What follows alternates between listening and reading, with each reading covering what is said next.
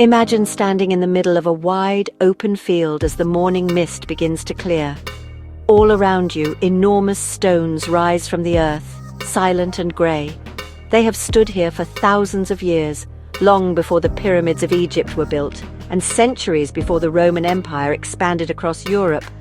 These are the megalithic stone circles, one of archaeology's most captivating puzzles.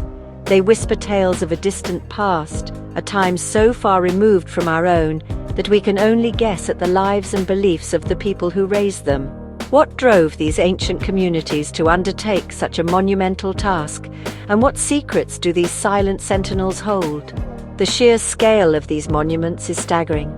Some of the stones weigh many tons, equivalent to several modern cars. They were quarried, shaped, and transported over vast distances without the aid of wheels or complex machinery. This incredible feat of engineering speaks volumes about the determination and social organization of Neolithic and Bronze Age people.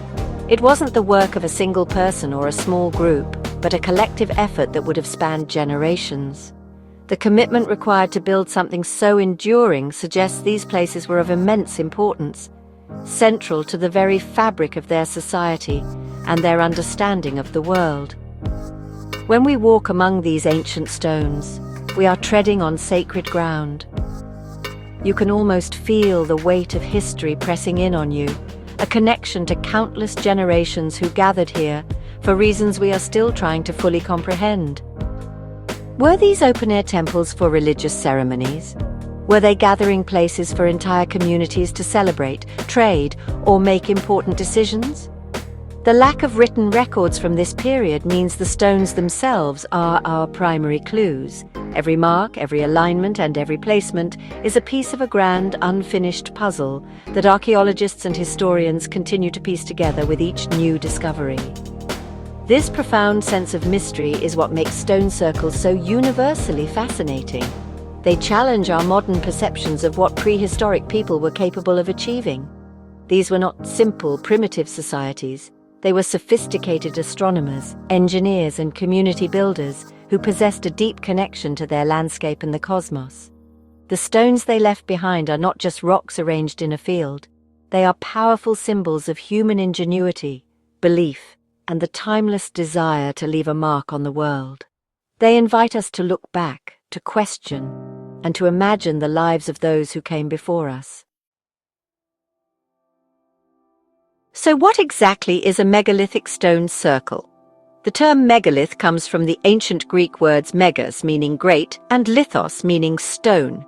Quite simply, these are monuments made of large stones, often arranged in a circular or elliptical pattern. These incredible structures are found scattered across the globe, but they are particularly concentrated in Western Europe, especially in Britain, Ireland, and Brittany in France. Each circle has its own unique character, varying in size, complexity, and the type of stone used.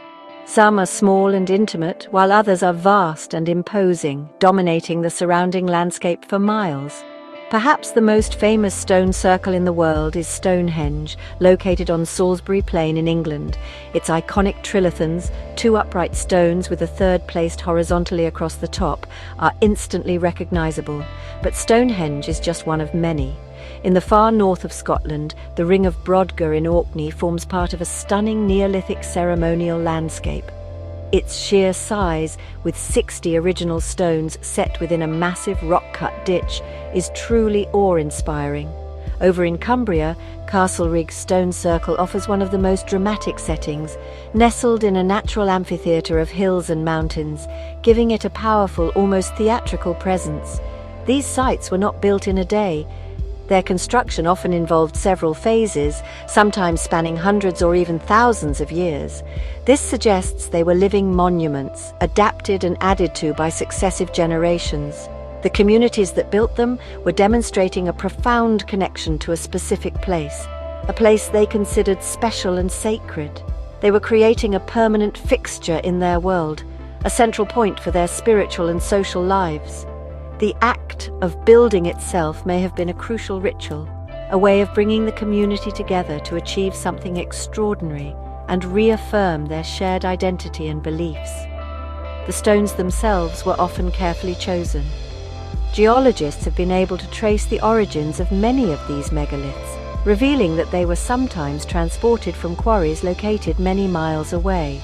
The bluestones at Stonehenge, for example, were brought all the way from the Preseli Hills in Wales, a journey of over 150 miles. This incredible effort shows that it wasn't just any stone that would do. There was something special about these particular rocks, perhaps linked to ancestral traditions or mythological stories. They were not just building materials, they were imbued with meaning and power. Why did ancient people pour so much energy into building these circles? While we may never know the full answer, archaeologists have several compelling theories. One of the most widely accepted ideas is that they were sacred spaces, functioning as open-air temples for rituals and ceremonies.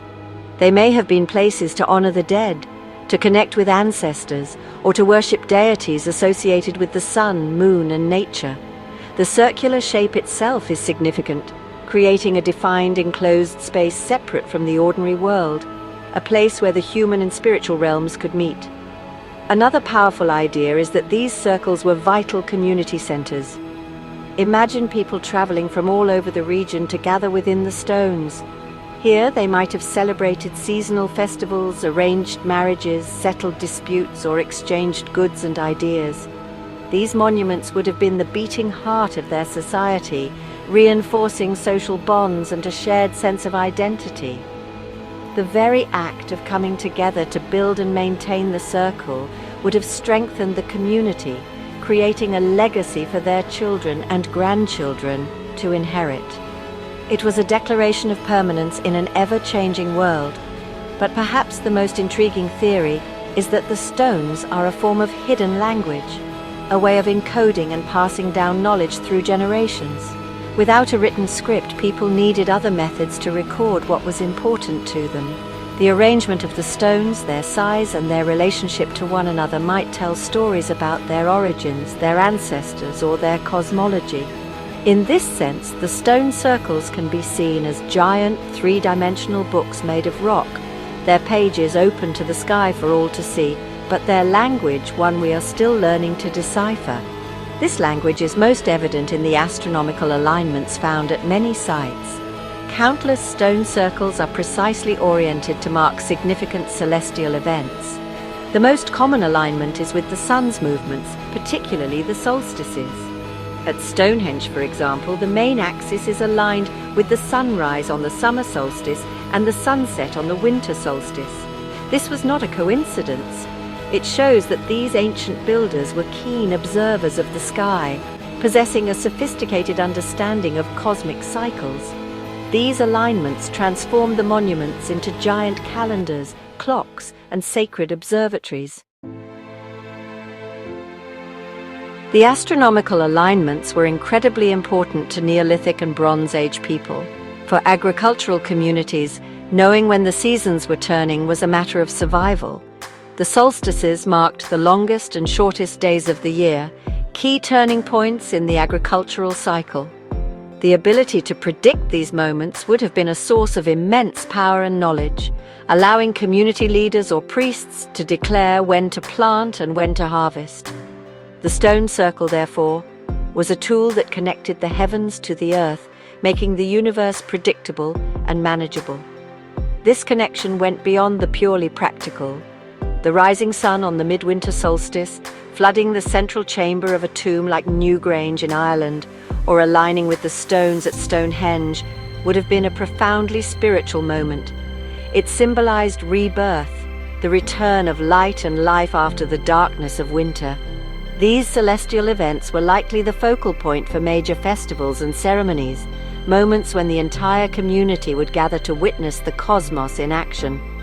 The stones acted as a stage, framing these dramatic events and amplifying their significance for everyone present. Today, when you visit a stone circle, you are doing more than just looking at old rocks. You are stepping into a landscape that has been sacred for millennia. Try to imagine what it was like to be there 5,000 years ago. Picture the community gathering as the sun begins to set on the shortest day of the year. Feel the anticipation in the air, the shared hope that the sun will return and bring warmth and life back to the land. Hear the sounds of chanting or music echoing off the stones. You are standing in the exact same spot, seeing the same sky, and connecting with a timeless human experience. These monuments are a powerful reminder of our deep and enduring connection to the past. They show us that our ancestors were not so different from us. They sought to understand their place in the universe, they valued community, and they created incredible things that have stood the test of time. The stone circles are their legacy, a gift of wonder and mystery left for us to explore. They are a whisper on the wind from a distant time, inviting us to listen, to imagine, and to feel the enduring magic of these sacred ancient places.